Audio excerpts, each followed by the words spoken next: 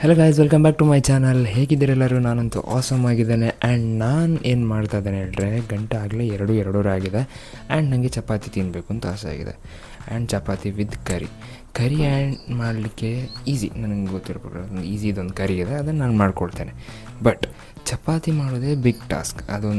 ಅದಕ್ಕೆಲ್ಲ ಮೆಷರ್ಮೆಂಟ್ಸ್ ಇರ್ತದೆ, ಅದು ನನಗೆ ಗೊತ್ತು. ಬಟ್ ನಾನು ಮಾಡೋದೇ ತುಂಬ ಸಮಯ ಆಗಿದೆ. ಆ್ಯಂಡ್ ನಾನೀಗ ಪೇರೆಂಟ್ಸ್ ಮಲಗಿದ್ದಾರೆ. ಆ್ಯಂಡ್ ಈಗ ಅವರನ್ನು ಎಬ್ಬರಿಸಿ ಚಪಾತಿ ಮಾಡಿ ಕೊಡಿ ಹೇಳಿದರೆ ಅದಕ್ಕೆ ಕಾನ್ಸಿಕ್ವೆನ್ಸಸ್ ಏನಾಗ್ಬೋದು ಅಂತ ನಿಮ್ಗೆ ಐಡಿಯಾ ಇದೆ ಅಲ್ವಾ? ಸೊ ಆದ್ದರಿಂದ ನಾನೇ ಹೇಗಾದರೂ ಮಾಡಿ ಚಪಾತಿ ಮಾಡಿ ಆ್ಯಂಡ್ ಕರಿ ಮಾಡಿ ತಿನ್ನುವ ಅಂತ. ಸೊ ಮಾಡೋಲ್ಲ ಗೈಸ್, ನೋಡುವ ಹೇಗೆ ಆಗ್ತದೆ ಅಂತ. ಒಂದ್ಸಲ ಟ್ರೈ ಮಾಡು, ಓಕೆನಾ? ಚಲೋ ಮಾಡು.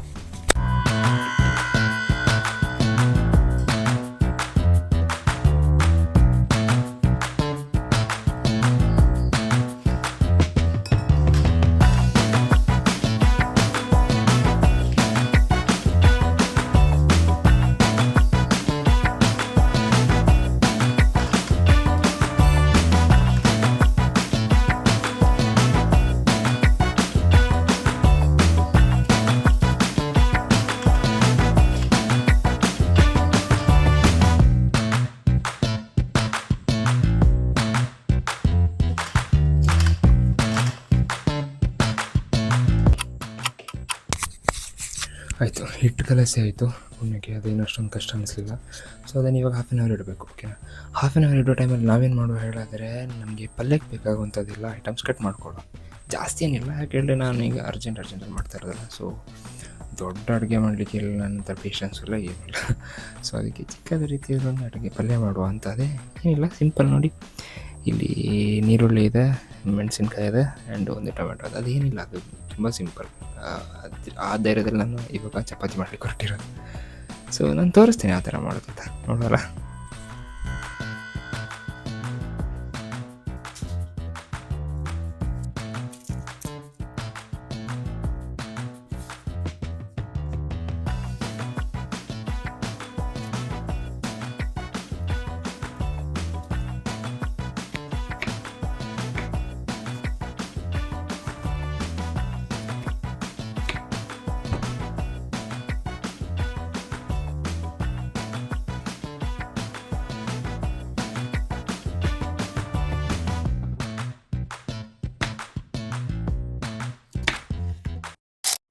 ಕಟ್ ಮಾಡೋದೊಂದು ಮುಗಿದೋಯ್ತು.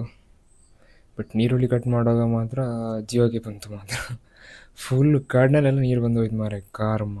ಕಟ್ ಮಾಡಲಿಕ್ಕಿರೋದು ಇಷ್ಟ ಐಟಮು ನೋಡಿ. ನೀವು ನೀರುಳ್ಳಿ ಮತ್ತು ಟೊಮೆಟೊ ಮತ್ತು ಕಾಯಿ ಮೆಣಸು ಇಷ್ಟು ಕಟ್ ಮಾಡೋದ್ರಲ್ಲಿ ಆ ನೀರುಳ್ಳಿ ಕಟ್ ಮಾಡೋದು ಮಾತ್ರ ನನ್ನ ಜೀವಕ್ಕೆ ಬಂತು.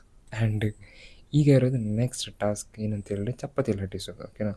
ಅದು ಖಾಲಿ ಲಟ್ಟಿಸಿದ್ರೆ ಸಾಕಾಗೋದಿಲ್ಲ, ಅದು ರೌಂಡಾಗಿ ಶೇಪ್ ಬರಬೇಕು. ಆವಾಗ ಮಾತ್ರ ಅಡುಗೆ ಮಾಡಿದ್ದೊಂದು ನೆಮ್ಮದಿಯಲ್ಲಿ ತಿನ್ನೋಕ್ಕಾಗೋದು, ಓಕೆನಾ? ಈಗ ಹೇಗಾದರೂ ಮಾಡಿ ಚಪಾತಿನ ರೌಂಡ್ ಶೇಪಲ್ಲಿ ಮಾಡಬೇಕು, ಓಕೆನಾ?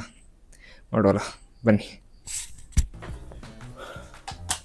ಈಗ ನೆಕ್ಸ್ಟ್ ಸ್ಟೆಪ್ ಅಂತ ಹೇಳಿದ್ರೆ, ಅದೇ ನಾವು ಆವಾಗ ಹಿಟ್ಟು ರೆಡಿ ಮಾಡಿತ್ತು. ಸೊ ಅದು 1/2 ಅವರ್ ಆಗಿದೆ. ಸೊ ನೆಕ್ಸ್ಟ್ ಇವಾಗ ಲಟ್ಟಿಸಬೇಕು. ಸೊ ಲಟ್ಟಿಸ್ಬೇಕಾದ್ರೆ ಮುಂಚೆ ಎಂತ ಮಾಡಬೇಕು, ಇದು ನಮ್ಮ ಅಮ್ಮ ಹೇಳಿಕೊಟ್ಟಿದ್ದು, ಓಕೆ? ಇದು ನಾರ್ಮಲ್ ಸ್ಟೆಪ್ಸ್ ಎಲ್ಲರೂ ಹೇಳ್ಕೊಡ್ತಾರೆ, ಬಟ್ ಆದರೂ ಈಗ ಫಸ್ಟಿಗೆ ನಾವಿಲ್ಲಿ ಇದನ್ನು ಹಿಟ್ಟನ್ನು ಹಾಕಿ ಇದು ಮಾಡ್ಕೋಬೇಕು. ಯಾಕೆ ಹೇಳಿದ್ರೆ ಅಂಟ್ಕೋಬಾರ್ದು.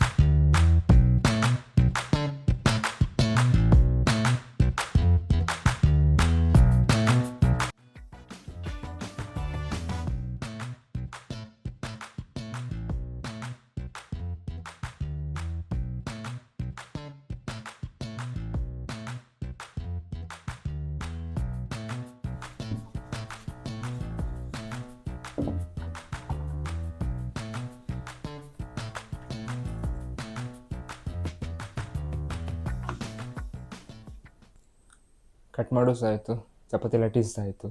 ಖುಷಿ ಅಂತ ಹೇಳಿದ್ರೆ ಚಪಾತಿ ರೌಂಡಾಗಿ ಬಂದಿದೆ, ಅದೇ ಖುಷಿ. ಆ್ಯಂಡ್ ನೆಕ್ಸ್ಟ್ ಸ್ಟೆಪ್ ಗೊತ್ತುಂಟಲ್ಲ, ಬೇಯಿಸೋದು, ತಿನ್ನೋದು.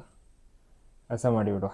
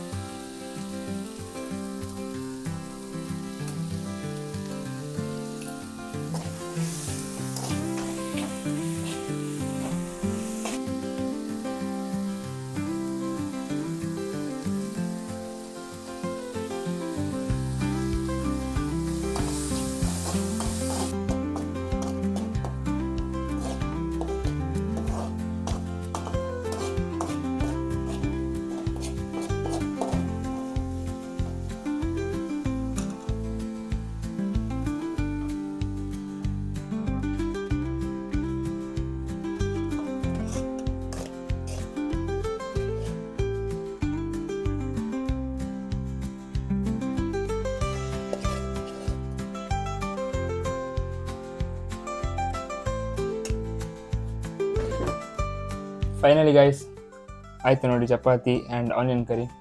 ಸೊ ಇದು ತುಂಬ ಸಿಂಪಲ್, ನಿಮಗೆ ಆನಿಯನ್ ಕರಿ ಮಾಡೋದು ನೀವು ನೋಡಿದಾಗೆ ತುಂಬ ಸಿಂಪಲ್, ಜಾಸ್ತಿ ಐಟಮ್ಸ್ ಏನು ಬೇಕಾಗಿಲ್ಲ.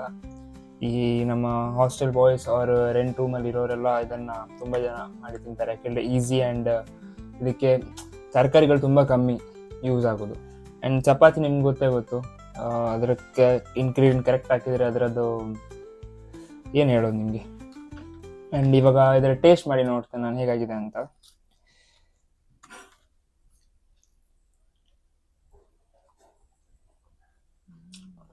ಚೆನ್ನಾಗಿದೆ ಗೈಸ್, ಚೆನ್ನಾಗಿದೆ, ಮಾಡಿ ತಿನ್ಬೋದು.